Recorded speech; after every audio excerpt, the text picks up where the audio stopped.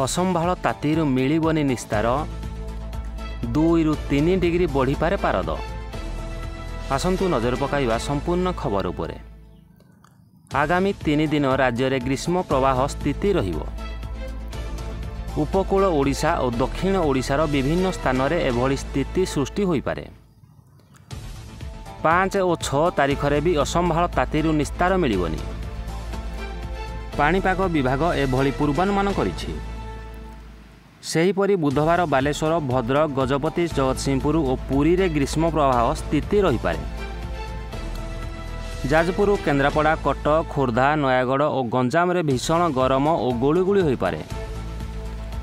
गुरुवार और शुक्रवार मध्य ग्रीष्म प्रवाह बही पारे।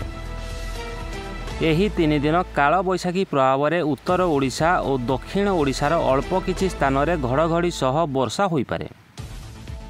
मंगलवार दिन में तताइबा परे अपराह्न राजधानी रे निधुम वर्षा होईछि। मात्र घंटाए भितर प्राय 60 मिलीमीटर वर्षा होइथिला। वर्षा सहित घन घन वज्रपात होइथिला। वर्षा जोगु तातीरू आश्वस्ति मिलिथिला। सहरर गलीकंदी और प्रमुख रास्तार पानी रे सुओ चलीथिला। एकाधिक सहर रे ताती 40 डिग्री पाखापाखि रहिथिला।